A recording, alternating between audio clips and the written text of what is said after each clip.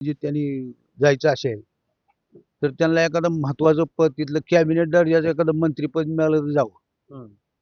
निदान मराठवाड्याचा विकास होईल, सगळ्या परिसराचा विकास होईल. काय तिथं जाऊन बी जर हे नसेल, काय जाण्याचं अर्थ आहे? निकालाचे काय निकालाविषयी सगळ्याला वाईट वाटतं. निकाल योग्य नाही. कारण का हत्या झाली कुणी केली नेमकी त्याच्याविषयी कुठंतरी हे झालं पाहिजे ना, असं आहे. ओमराजे आज राजकीय निर्णय घेणार आहेत. ते खरं तर ठाकरेंची साथ सोडणार असल्याच्या चर्चा आहेत. आज ते निर्णय घेणार आहेत. काय वाटतं नेमकं? निर्णय घेतला तरी योग्य निर्णय जर घ्यायचा असेल म्हणजे त्यांनी जायचं असेल, तर त्यांना एखादं महत्वाचं पद तिथलं कॅबिनेट दर्जाचं एखादं मंत्रिपद मिळालं तर जावं. निदान मराठवाड्याचा विकास होईल, सगळ्या परिसराचा विकास होईल. काय तिथं जाऊन बी जर हे नसेल, काय जाण्याचं अर्थ आहे? मंत्रिपद दिलं तरी जाणं योग्य आहे. योग्यच आहे जाणं.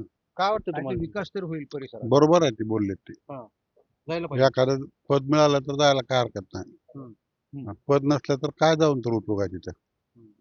मला सांगा ओमराजे आज गावाकडे यायला लागले. तुम्ही सगळे वाट बघत बसलायत. काय असेल त्यांना सल्ला तुम्ही ज्येष्ठ आहेत राजकीय त्यांना काय सल्ला द्याल? शिंदे गटात जाणे योग्य आहे का तर निधी विकास कामं सत्तेकडे असणाऱ्या माणसाचीच कामं होतात. आता विरोधाकडे काय त्याच्या निधी फेदी कमी पडतो, काम होत नाहीत.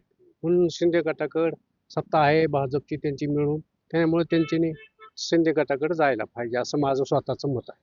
पण त्यांना सोशल मीडियावर मोठा विरोध व्हायला लागलाय. ती म्हणजे ठाकरेंनी तुम्हाला सगळ्यात अगोदर आमदार केलं, दोनदा खासदार केलं. तुम्ही त्यांची साथ सोडू नका म्हणतात. पण आता बरेच लोक सगळे तिकडे चाललेले आहेत. ह्यांनी एकटं दोघांनी राहून काय तिथं आहे? एक दोघांची कशी गट चालणार त्यांचा? त्यांच्याविषयी राहिलीच नाहीत लोक, तर कसं काय चालणार आहे सांगा? जायलाच पाहिजे. जायलाच पाहिजे. सगळे बरोबर एककडे चालले, सगळे एकाच बहुमताकडे जायला पाहिजे ना. हो. हत्या प्रकरणाचा निकाल काल जाहीर झाला. काय वाटतं नेमकं? आता त्याबद्दल नाराजी आहे. आता निकाल ती शेवटी न्याय देवतेचा त्यांच्या साक्षीपुरावर अवलंबून असतं ते. योग्य तपास झालाच नाही म्हणून त्यामुळे तसा निकाल लागलेला नाही. हं. काय सांगाल? आज ओमराजे गेले गावामध्ये. काय लिहून आम्ही सांगू की बाबा तुम्ही योग्य निर्णय घ्या.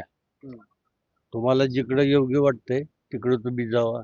ते आम्ही पाठवूया. हो. ओमराजे जो निर्णय घेतील त्यांच्या पाठीशी असल्याचं बोलतात. काही युवक देखील आहेत. मला सांगा काय केलं पाहिजे ओमदादांनी आज गावात यायला लागले. शिंदे गटात जावं लागतं त्याला. हो. आपण त्यांना ठाकरेंनी एकदा आमदार केलं, दोनदा खासदार केलं. लोक नाराज व्हायला लागले सोशल मीडियावर सगळी कमेंट यायला. हो होईल नाराज, पण हीच लोक उद्या म्हणतात 5 कामं दाखवा. कुठली दाखवा? विकासाची 5 कामं दाखवा म्हणतात. कशी दाखवायची? वरी सत्ता नाही, वरून निधी येत नाही. इथं का काम कशी दाखवायची नेमकं? काय करून दाखवायचं तुम्हाला? पुन्हा तीच लोक म्हणतात फक्त जॉब मी देतो. ठीक आहे. वरी जर सत्ता नसल्यावर खाली काय द्यावं? जॉब मी द्यायचं का शेतं लिहून द्यायची स्वतःची?